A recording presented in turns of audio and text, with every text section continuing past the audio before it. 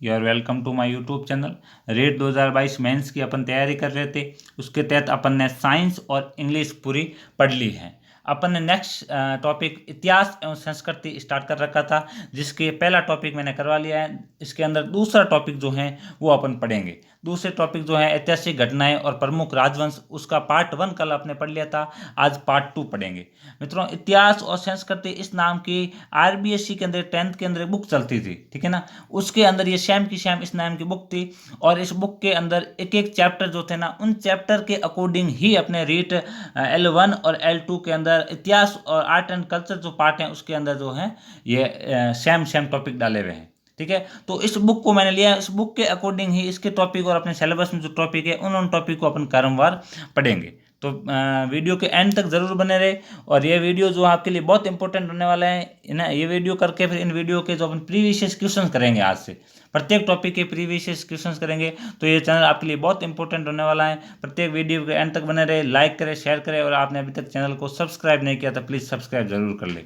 मित्रों, कुछ लोग कह रहे हैं कि मैथ का, तो मैं मैथ का आपको बता दूं कि मैथ पढ़ाने के लिए थोड़ा सा अपने को टाइम की ज़रूरत पड़ेगी, थोड़ा मैनेजमेंट कुछ चीज़ों की मुझे ज़रूरत है।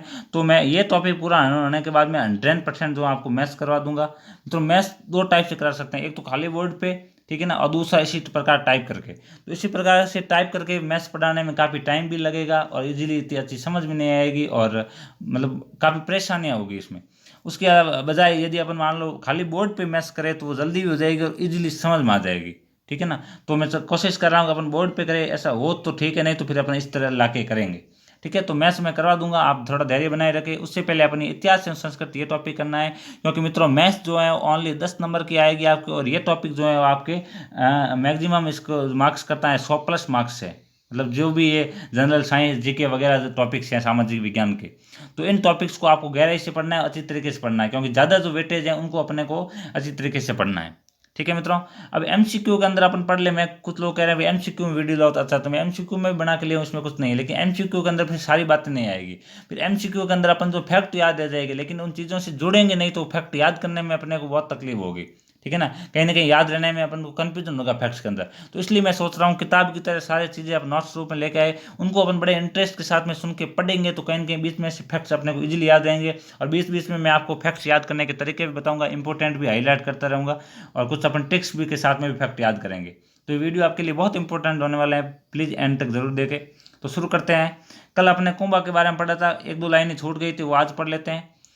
कि कुंभा निसंदेह प्रतापी शासक थे, किंतु उनका अंतिम समय कष्टमय रहा। अपने जीवन के अंतिम काल में कुंभा को उन्माद रोग हो गया। मित्रों देखो, यहाँ से यहाँ तक कोई क्वेश्चन नहीं आएगा, फिर भी ये लाइन मैं चाहता कट कर सकता था, लेकिन ये लाइन इसलिए ली क्योंकि इन लाइनों के बीच में जब अपने को फैक्ट याद रह जाएगा भाई कि उनकी हत्या उदा ने 1468 में की थी, फैक्ट इजीली याद हो जाएगा और बोरिंग भी नहीं होगा। इसलिए मैं कहीं ना कहीं ये नोट्स टाइप में लेकर आ रहा हूँ, ठीक है मित्रों। तो अंतिम काल में उनको उन्माद कोई रोग हो गया था, और उसके बाद में जो है उनके पुत्र उदा ने जो है उनकी हत्या कर दी थी 1468 में, ठीक है ना। तो कुंभा की हत्या किसने की, कई बार एग्जाम आया हुआ, ये यहीं से फैक्ट ध्यान रखना है। कुंभा की हत्या उनके पुत्र उदा ने की और 1468 में की। उदय सिंह नहीं है, सिर्फ उदा है, ठीक है। नेक्स्ट लेते हैं। नेक्स्ट अपन पढ़ेंगे महाराणा सांगा संग्राम सिंह के बारे में, ठीक है ना। महाराणा सांगा भी राणा कुंभा के पुत्र थे, ठीक है ना। पुत्र नहीं थे, मतलब पोते थे, ठीक है ना। और महाराणा सांगा भी जो एक वीर साहसी योद्धा थे, और इनका कार्यकाल भी वेरी इंपॉर्टेंट है। महाराणा सांगा का शासनकाल 1509 से 1528 के बीच में रहता है। सांगायन संग्राम सिंह, उनके 3 भाई थे, ठीक है ना, पृथ्वीराज, जयमल और राज सिंह। तीनों ही जो कुशल थे, इस कारण चारों स्वयं को अपने पिता का उत्तराधिकारी मानते थे। इस कारण उनमें संघर्ष होना स्वाभाविक था, क्योंकि चारों को पता भाई था कि मैं बैठूंगा राजगद्दी पे, मैं बैठूंगा, ठीक है ना। तो इस कारण जो उनके बीच में क्या लड़ाई होने लगी राजगद्दी को लेकर। पर इस संघर्ष में अंततः सांगा विजयी रहा, ठीक है ना, और मेवाड़ का शासक बना। इतिहास में सांगा को हिंदूपत के नाम से जाना जाता है। अब आपके सामने 3 पॉइंट्स आते हैं मित्रों, हिंदुआ सुल्तान, ठीक है ना, और हिंदूपत, और अपने एक हिंदुआ सूरज, ठीक है ना। 3 नाम आते हैं, तो ध्यान रखना, आप तीनों में कंफ्यूज नहीं होना। हिंदुआ सुल्तान जो होता है ना, हिंदुआ सुल्तान, वो आपने को कहते हैं, किनको, कुंभा को कहते हैं। आप कैसे याद रखोगे, महाराणा प्रताप, महाराणा सांगा और महाराणा कुंभा के अंदर महाराणा कुंभा सबसे बड़े थे। अब जो बड़ा होता है वही सुल्तान होता है मित्रों। तो ऐसे याद रखना है, कुंभा बड़े थे, इस कारण सुल्तान कुंभा थे, ठीक है ना। अब हिंदू पद से आपको ऐसे याद रखना कि पत जो होता है, पत से पत निकालो, पत के ऊपर कौन चलता है, कोई इंसान चलता है, कोई भी राहगीर चलता है, तो उससे अकेला चलता है तो उसको कहीं ना कहीं पत निकालने में बड़ी कठिनाई होती है, ठीक है ना। तो उसको बोरिंग फील होती है। उसके संग यदि कोई चल ले, कोई साथ हो जाए, तो उसके पथ जो है वो रास्ता बहुत ही सुलभ हो जाता है, बातों बातों में कट जाता है। ठीक है, तो संग से आपको याद रखना सांगा। ठीक है, तो हिंदू पथ किसको बोलते हैं? राणा सांगा को। ठीक है ना। इस प्रकार ट्रिक बना बना के चीज़ों को याद रखना मित्रों, कभी नहीं भूलोगे, और एग्जाम के अंदर भी 100% याद हो जाएगी। हर चीज़ आप ट्रिक से पढ़ना, क्योंकि इस बार जो है 1/3 माइनस मार्किंग है, और 1/3 माइनस मार्किंग है ना, तो आप उसमें बहुत कंफ्यूज हो गए, एग्जाम में बहुत पछताओगे कि यार ऑप्शन 2 में से एक है, 2 तो मैंने कट कर दिया, अब कौन सा होगा। और अब यहाँ पर आप तुक्का भी नहीं लगा सकते, डर और रहेगा, तुक्का लगाया तुम गलत हो जाएगा, माइनस मार्किंग है। तो ऐसी कंडीशन में आपको ऐसा पछतावा नहीं करना है। आपको ऐसे क्वेश्चन को तैयार करना है, भले ही कम ही पढ़ो, लेकिन जो पढ़ो उनको ऐसा तैयार करना है कि एग्जाम में वो क्वेश्चन दिख जाए तो आप आंखें बंद करके उसका आंसर दे दो। ऐसे यदि आपने 10 क्वेश्चन का भी आंसर दे दिया तो आपका कॉन्फिडेंस लेवल जो है बहुत बढ़ जाएगा, और आप बाकी वाले क्वेश्चन भी जो है सही कर दोगे। ठीक है मित्रों, महाराणा सांगा 1509 ईस्वी में मेवाड़ का शासक बना। इस समय मालवा पर सुल्तान नासिरुद्दीन शासन कर रहा था। 1509 में मालवा पर कौन शासन कर रहे थे? नासिरुद्दीन जी। ठीक है ना। 1511 ईस्वी में सुल्तान की मृत्यु के बाद उत्तराधिकारी का संघर्ष छिड़ गया। कहीं पर भी जो है कुछ सुल्तान जो है या राजा जो है वो मृत्यु को प्राप्त हो जाते थे, तो उनके फिर एक से ज़्यादा यदि पुत्र थे, उनके बीच में कहीं ना कहीं उत्तराधिकारी का संघर्ष हो जाता था, क्योंकि हर कोई जो है वो राजगद्दी पाना चाहता था। ठीक है ना। जिस प्रकार हमारे अभी जो है हमारे राज्य राजस्थान में जो संघर्ष है, उसी प्रकार से संघर्ष शुरू हो गया था, जिसमें एक राजपूत सरदार मेदिनी राय के सहयोग से महमूद खिलजी द्वितीय को सफलता मिली। मतलब महमूद खिलजी जो था ना, महमूद खिलजी है ना, वो नासिरुद्दीन का पुत्र था, और महमूद खिलजी जो है इन्होंने अपने मालवा पर शासन शुरू कर दिया, बाकी भाइयों को जो है हरा दिया। किनके सहयोग से? मेदिनी राय के सहयोग से। तो पॉइंट ध्यान रखना, मालवा पर महमूद खिलजी का जो शासन है वो किनके सहयोग से हुआ? मेदिनी राय के सहयोग से। ठीक है। इस सफलता से मेदिनी राय का कद काफी बढ़ गया। ठीक है ना, मतलब कहने का मतलब कद बढ़ा नहीं है, इंच में वो लंबाई इतनी रही है, उनका जो अस्तित्व सम्मान जो बढ़ गया है। अब तक वह एक तरह से मालवा का अप्रत्यक्ष शासक बन गया। अंतत मालवा के अमीरों ने गुजरात की सहायता से मेदिनी राय को इस स्थिति से हटा दिया। गुजरात की सहायता से मेदिनी राय को जो है वहां से भगा दिया। मेदिनी राय, अब वहां से मेदिनी राय ने सपोर्ट करके उस खिलजी को वहां पर राजा बनाया, और उसी को बाहर कर दिया। तो उसको गुस्सा आएगा नहीं आएगा? आएगा। गुस्सा आएगा तो क्या करेगा? वो उस इंसान के पास जाएगा जो कि आसपास में शक्तिशाली है, और अपने जो अभी उसका नया नया शत्रु बना है उसको हरा सके। तो खिलजी को हराने वाला मेदिनी राय को एक ही लगा, राणा सांगा। तो रांगा सांगा की शरण में आया, जिससे मालवा एवं मेवाड़ में युद्ध हुआ। ठीक है। मालवा का सुल्तान महमूद खिलजी द्वितीय पराजित हुआ, और राणा सांगा द्वारा बंदी बना लिया गया।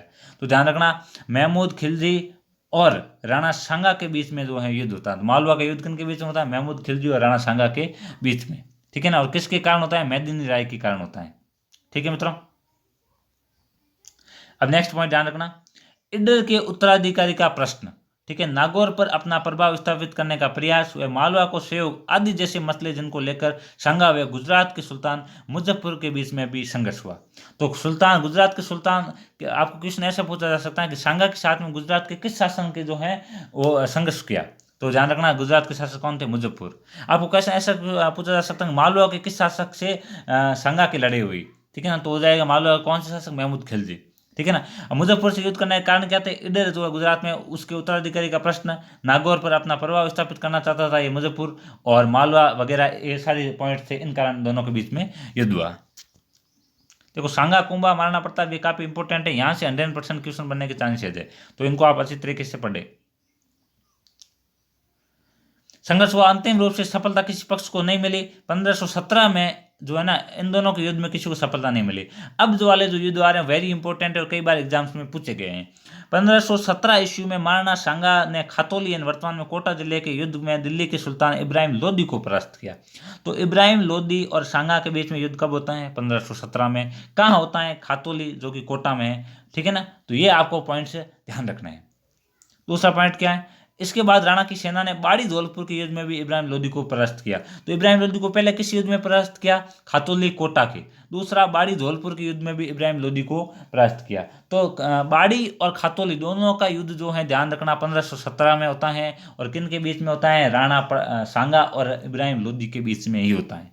ठीक है ना। ये पॉइंट आपको ध्यान रखना, कंफ्यूज नहीं होना है। इससे राणा की प्रतिष्ठा बढ़ गई, और राणा सांगा उत्तर भारत का शक्तिशाली शासक बन गया। ठीक है ना, क्योंकि अब बार बार हर किसी को पराजित कर रहे हैं, तो वो श्योर है कि वो शक्तिशाली कहलाएंगे। 1526 ईस्वी में एक युद्ध होता है मित्रों, बाबर और सांगा के बीच में। बाबर ने पानीपत के युद्ध में इब्राहिम लोदी को परास्त कर इब्राहिम सांगा के बीच में, इब्राहिम लोदी के बीच में आगरा पर अधिकार कर लिया। देखो 1526 में युद्ध होता है, ध्यान रखना किन के बीच में, बाबर और इब्राहिम लोदी के बीच में, ठीक है ना। और इस युद्ध का नाम है पानीपत का युद्ध, कंफ्यूज नहीं होना, कौन सा पथ, पानीपत का युद्ध, ठीक है ना। कि पानीपत का युद्ध कैसे लड़ा कि इधर से सेना आई उधर से सेना आई, ठीक है ना, तलवारें खपा खप चली, ठीक है ना, लुई चला लपा लप, ठीक है ना। तो इस प्रकार युद्ध नहीं हुआ था मित्र। तो वो जो युद्ध है पानीपत का युद्ध है, ये किन के बीच में हुआ था, इब्राहिम लोदी और बाबर के बीच में, ठीक है ना। ये ध्यान रखना, कंफ्यूज नहीं होना, इब्राहिम लोदी और बाबर के बीच में युद्ध होता है, 1526 में होता है, और जहाँ पर इब्राहिम लोदी जो है हार जाता है, ठीक है ना। तो 1527 में जो है बाबर और सांगा के बीच में युद्ध होता है, वो आगे आएगा। इब्राहिम लोदी को परास्त कर बाबर ने आगरा पर अधिकार कर लिया। बाबर ने राणा सांगा पर विश्वासघात का आरोप लगा, उनके विरुद्ध कूच किया। अब देखो राणा ने विश्वासघात नहीं किया, फिर भी बाबर को पता था भाई अब इब्राहिम लोदी को तो हरा दिया, तो अब सांगा अपना दोस्त किस काम का, अब सांगा को भी क्या हराते हैं, नहीं तो किस दिन सांगा अपने को हराएगा। तो विश्वासघात का आरोप लगाकर उसके विरुद्ध कूच किया। बाबर के अनुसार राणा सांगा ने उससे वादा किया था कि जब वह इब्राहिम लोदी पर आक्रमण करेगा तो सांगा उसकी मदद करेगा, किंतु सांगा ने उसकी कोई मदद नहीं की, मगर इस आरोप की पुष्टि नहीं होती है, ठीक है ना। चूंकि दोनों ही शासक शक्तिशाली हैं, महत्वाकांक्षी थे, इस कारण दोनों के बीच में युद्ध निश्चित था। यद्यपि खानवा के मैदान में सांगा पराजित हुआ, पर इससे पहले बयाना के युद्ध में जो है वो उन्होंने बाबर को पराजित किया, ठीक है। तो आपको ये ध्यान रखना कि बयाना जो है ना, बयाना भरतपुर में है, और बयाना का युद्ध जो है वो फरवरी 1527 में होता है, ठीक है। किन के बीच में होता है, बाबर और सांगा के बीच में, और हारता कौन है, बाबर हारता है। फिर खानवा का युद्ध जो है वो अपने 17 मार्च 1527 में, दोनों युद्ध 1527 में होते हैं, 1 फरवरी और 1 मार्च में होता है, तो 1 महीने बाद। तो मार्च में वापस बाबर आता है और खानवा का युद्ध करता है, खानवा भी भरतपुर के आसपास है, 7 मार्च 1527 को, उसमें राणा सांगा को हरा देते हैं, ठीक है ना। तो ये दोनों युद्ध है। अब कुछ लोग जो हैं वो 1526 को बयाना का युद्ध बता देते हैं, तो कंफ्यूज नहीं होना, बयाना का युद्ध जो है वो 1527 में हुआ फरवरी में, 1526 में पानीपत का युद्ध होता है, ठीक है मित्रों। तो बाबर की सेना को पराजित किया। 17 मार्च 1527 को खानवा के मैदान में बाबर और राणा सांगा के बीच में युद्ध हुआ। तोप खाने एवं तुलगमा पद्धति के कारण जो है वो राणा सांगा हार गया। हालांकि तोपें तो 1527 में फरवरी में भी उनके पास में थी बयाना के युद्ध में, लेकिन राणा सांगा ने जो है बयाना के युद्ध में उनके पास तोपें थी, उनको तोपों का मुंह घुमा दिया था और तोपें बाबर की सेना पर जाकर ही गिरी, ठीक है ना। तो इस बार बाबर ने जो है बहुत अधिक तोपें और तुलुगुमा पद्धति के साथ में जो युद्ध किया और राणा सांगा को हरा दिया। तो ये पॉइंट ध्यान रखना, आपको कई बार एग्जाम में पूछा गया है कि राणा सांगा को बाबर ने किस पद्धति से हराया, तो वह तुलुगुमा पद्धति, ये युद्ध करने की जो है वो मुगलों की पुरानी पद्धति थी। राणा सांगा युद्ध में घायल हुआ एवं इसे युद्ध के मैदान से दूर ले जाया गया। जब राणा सांगा ने अपनी पराजय का बदला लिए बिना चित्तौड़ लौटने से इनकार कर दिया, तब उसके सामंतों ने जो युद्ध नहीं करना चाहते थे राणा सांगा को विष दे दिया, ठीक है ना। सामंत और साथ वाले थे वो सोच रहे थे कि ऐसे राणा सांगा मरवाएगा, चलते हैं, है ना। राणा सांगा मानेगा नहीं, इस कारण राणा सांगा को जो खाने के अंदर विष है या कोई कहते हैं कांच जो है शीशा, उसको पीस कर दे दिया, जो भी है उनकी हत्या कर दी गई, जिसके फलस्वरूप 23 जनवरी 1528 को महाराणा सांगा जो है वो बसवा दोसा के अंदर मृत्यु को प्राप्त हो जाते हैं। अब आप कहोगे 1527 में युद्ध हुआ तो 1 साल तक राणा सांगा क्या कर रहे थे, तो मित्रों 1 साल तक जो है राणा सांगा वो उसके बाद में वहीं बैठ के युद्ध की तैयारी कर रहे थे, और ये सामंत वगैरह जो थे ये सब मना रहे थे राणा सांगा को कि चलो वापस चलो, ठीक है ना। एंड में जाते 1 साल में भी राणा सांगा नहीं मना, तब उन्होंने जो है ये कार्य किया, ठीक है ना। तो 23, ये पॉइंट ध्यान रखना, 23 जनवरी 1528 को, है ना, ये ध्यान रखना, राणा सांगा की मृत्यु होती है खानवा के युद्ध के जस्ट 1 साल बाद, ठीक है। और मांडलगढ़ में राणा सांगा की छतरी बनी हुई है। तो आपको यहाँ से यह ध्यान रखना, राणा सांगा की मृत्यु कब होती है कि 23 जनवरी 1528 को। कब होती है, सॉरी कहाँ होती है, बसवा दोसा में। और छतरी कहाँ है, तो मांडलगढ़ भीलवाड़ा के अंदर राणा सांगा की छतरी या समाधि है, यहाँ लाके उनको दफनाया गया, क्योंकि भाई मेवाड़ के राजा थे तो मेवाड़ में दफनाना था, इस कारण यहाँ लाया गया। फिर है राणा सांगा की मृत्यु के पश्चात राणा रतन सिंह 1528 से 31 के बीच में, और उसके पश्चात राणा विक्रमादित्य मेवाड़ का शासक बनते हैं। इनका शासनकाल इतना इंपॉर्टेंट और इतना लंबा नहीं था, इस कारण यहाँ कोई पॉइंट नहीं दिया गया। आपको भी ये इनके बारे में पॉइंट नहीं पढ़ना, आप और कोचिंग के नोट्स या कहीं पढ़ोगे तो इनके बारे में भी आपको बहुत सारे पॉइंट्स मिलेंगे, लेकिन मित्रों आरबीएससी की बुक में नहीं दिया था, आपको शॉर्ट या नहीं पढ़ना, यहाँ से मुश्किल से ये क्वेश्चन उठाएंगे नहीं उठाएंगे, ठीक है ना। तो आपको ज़्यादा यहाँ से नहीं पढ़ना है। अपन पढ़ेंगे नेक्स्ट राणा उदय सिंह। राणा उदय सिंह का शासनकाल 1537 से 1572 के बीच में रहता है। राजस्थान के इतिहास में अपने बलिदान के कारण ख्याति प्राप्त पन्नाधाय ने अपने पुत्र चंदन का बलिदान करके उदय सिंह को बनवीर से बचाया था, ठीक है मित्रों, यह ध्यान रखना। और मेवाड़ का कलंक भी उदय सिंह को कहा जाता है, यह ध्यान रखना। उदय सिंह को बचाकर कोमलगढ़ के किले में रखा गया। यही मालदेव के सहयोग से 1537 में उदय सिंह को राज्याभिषेक हुआ। तो उदय सिंह का राज्याभिषेक कब हुआ मित्रों? 1537 में। किनके सहयोग से? मारवाड़ के राजा मालदेव के सहयोग से उदय सिंह का राज्याभिषेक हुआ तथा 1540 ईस्वी में मावली उदयपुर के युद्ध में मालदेव के सहयोग से बनवीर की वापस हत्या कर दी। तो बनवीर की हत्या किस युद्ध में की? मावली उदयपुर के युद्ध में की और मालदेव के सहयोग से, ठीक है ना। और 1540 में जब महाराणा प्रताप जन्मे थे तब जो है उन्होंने जाके बनवीर की हत्या कर दी थी और मेवाड़ की वापस पैतृक सत्ता प्राप्त कर ली। उदय सिंह ने 1559 ईस्वी में उदयपुर नगर बसाया और उसे अपनी राजधानी बनाया, ठीक है ना। उदयपुर की स्थापना कब हुई? 1559 में। यहाँ उसने उदय सागर झील तथा मोती मगरी के सुंदर महलों का निर्माण करवाया, ठीक है। अक्टूबर 1566 में अकबर ने चित्तौड़ पर आक्रमण कर लिया। सरदारों की सलाह पर उदय सिंह किले की रक्षा का भार जयमल और फत्ता जो है इनको सौंप कर वहां से भाग गए थे, वहां से जो उनको सौंप कर वहां से निकल गए थे, ठीक है। पहाड़ियों में चले गए। किले की रक्षा के दौरान जयमल व फतेह जो वीर गति को प्राप्त हो गए। देखो मित्रों 1566 के अंदर जो है ये जयमल फतेह जो है ये वीर गति को प्राप्त होते हैं और इनकी पत्नी जो है आई थिंक मैं थोड़ा बोल रहा हूँ, शायद फूल कंवर नाम था, वो जो है जोर करती हैं। इस कारण तो तीसरा शाखा मेवाड़ का 1566 ईस्वी में होता है। 1534 ईस्वी में मेवाड़ का दूसरा शाखा होता है, ठीक है। और मेवाड़ का जो पहला शाखा है वो 1301 ईस्वी में रतन सिंह और पद्मिनी के समय होता है, ठीक है। अकबर ने जयमल फतेह की वीरता से मुग्ध होकर आगरा के किले पर उनकी हाथी पर सवार जो है मूर्तियां बनाई। जयमल फतेह की मूर्तियां हैं वो अकबर ने कहाँ बनाई? आगरा के किले में। और बीकानेर जो है इनके किले में भी राय सिंह ने जो इनकी मूर्तियां लगवाई थी, ठीक है, ये ध्यान रखना। तो ये महाराणा उदय सिंह और सांगाते इनके बारे में पढ़ा मित्रों। काफ़ी वीडियो बड़ा बन जाएगा, इसलिए ये वीडियो आज अपन यहीं तक समाप्त करते हैं। कल अपन पढ़ेंगे महाराणा प्रताप के बारे में। महाराणा प्रताप काफ़ी बड़ा टॉपिक है और महाराणा प्रताप वेरी इंपॉर्टेंट है। एक क्वेश्चन तो 100% यहाँ से आने के चांस है। तो अपन कल महाराणा प्रताप के बारे में पढ़ेंगे। तो आज तक के लिए इतना ही। प्लीज़ वीडियो अच्छा लग रहा है तो इसको लाइक करें, अपने मित्रों के साथ में शेयर जरूर करें और सोशल मीडिया पर भी प्लीज़ शेयर करें। जितना शेयर करोगे आप, जितने ज़्यादा व्यूज़ आएंगे उतना मैं मोटिवेट होऊंगा और अच्छे से अच्छा वीडियो बनाने की कोशिश करूँगा। मित्रों आज के बाद में अपन प्रत्येक चीज़ के प्रीवियस के क्वेश्चन भी पढ़ेंगे। जब ये जो अपने पूरे हो जाएंगे, मेवाड़ वंश राजवंश पूरा हो जाएगा, तो मेवाड़ राजवंश से संबंधित जितने भी प्रीवियस क्वेश्चन है, चाहे इस टॉपिक में हो अपने या नहीं हो, वो सारे प्रीवियस के अपन क्वेश्चन पढ़ेंगे। उसके बाद में अपन नेक्स्ट कोई राजवंश लेंगे वो पढ़ेंगे, ठीक है। तो बड़ी अच्छी तरीके से अपन आरबीआईसी एनसीईआरटी और प्रीवियस क्वेश्चंस के आधार पर पढ़ाई करने वाले हैं। तो प्लीज़ चैनल पर जो आपके लिए बहुत इंपॉर्टेंट है, तो इस चैनल पर एंड तक बने रहे, सारी वीडियो देखे, शेयर सब्सक्राइब करें। और अभी तक आपने यदि चैनल को सब्सक्राइब नहीं किया तो प्लीज़ सब्सक्राइब कर ले। तो थैंक यू फॉर वॉचिंग। मिलते हैं ऐसे नेक्स्ट वीडियो में।